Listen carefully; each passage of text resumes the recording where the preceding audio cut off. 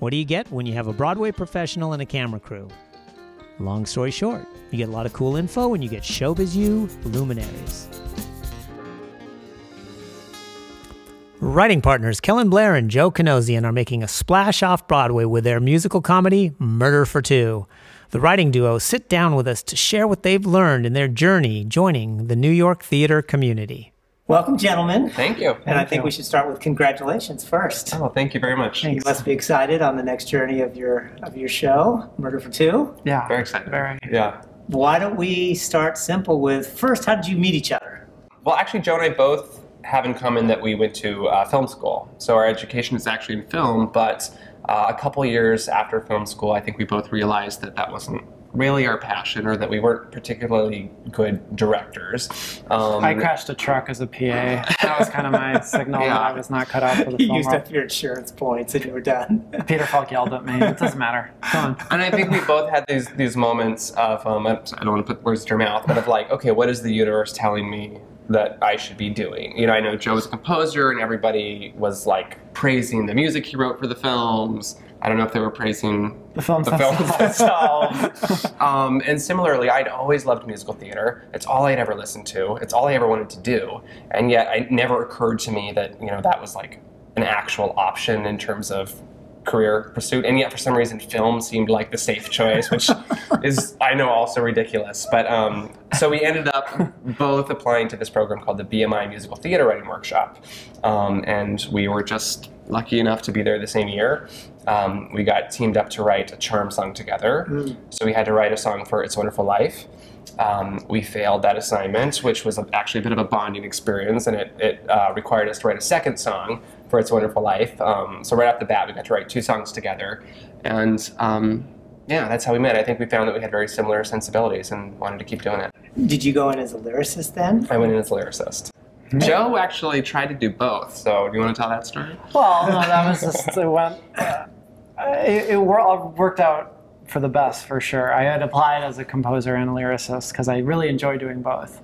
But Kellen's work as a lyricist is just far superior to mine, so rather than hold on to my pride, I decided that working with him was the better option. And you do collaborate still on the process, I'm sure. Well, the book writing, we share full responsibility together. That's very much a 50-50 arrangement, whereas the music is all me and the lyrics are all Kellen. Let's talk about Murder for Two. Take us to where the idea came from and what you did to get to the point where you are today. Yeah, we had completed our first year of BMI.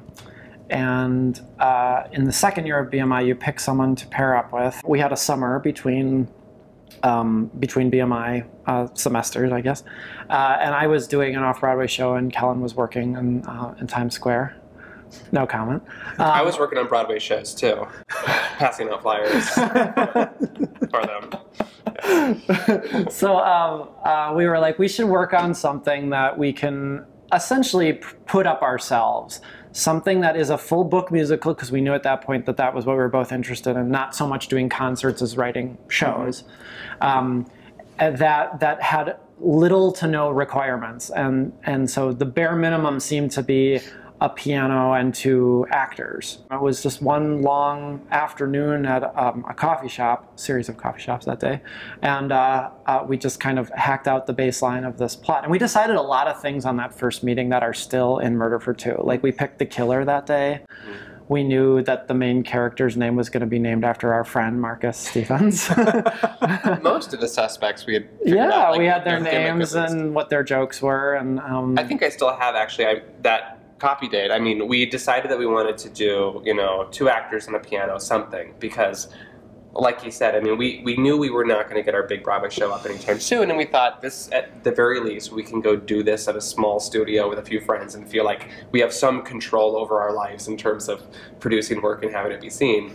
But I remember going to that copy date, and I think I still got the sheet of paper. It's got like 10 ideas that like could require, like the third one down is like murder mystery, in which, you know, our friend Marcus Stephens plays Marcus the detective and Joe plays all of the suspects. And you know, one of the other things that we had to our advantage was the fact that Joe is a fantastic piano playing singer-actor, And so, you know, sometimes you just have to sit back and realize, okay, what are your assets? What do you have that like another writing team might not have? You know, find a way to turn what you might consider limitations in terms of. Because I'd work for free. So would Marcus. Into assets. And thank you, Marcus. Yeah, and so that played a big part in deciding it too. It was like, okay, well, we've got a piano playing singer actor. Let's use that. We've got a piano. Let's use that. And what can we do with those couple of things? And this was 2009? 2009, yeah, summer of 2009. And then when did the first time it get put up? So we did a reading of the show, and the idea was just to do it for 20 friends, and basically for it to just be kind of fun.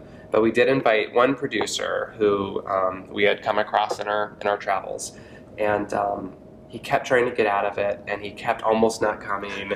And then he would email us and be like, "Oh, I've got something else that night. I have to cancel." And we're like, "Oh, we moved it 10 minutes for you. You can still come." Yeah, it started at like 6:12 or something. Some odd time. Some weird time just for this one guy, and then 20 of our friends. He came, and he, you know, I think he saw the potential that, you know, theaters would do this, especially, you know, at that time with the economy. The other thing that was really inspiring for us, I guess not inspiring necessarily, but helped inspire this idea. Everyone's broke. Was the fact that everybody was broke. Joe was supposed to go do a big show on the West Coast that then got canceled so that they could do 39 Steps. And it was like, this is what theaters are wanting right now. You know, these smaller shows. They're canceling their big shows and they're doing these smaller shows. Yeah. So I think this guy saw that also happening in the world and saw that potential.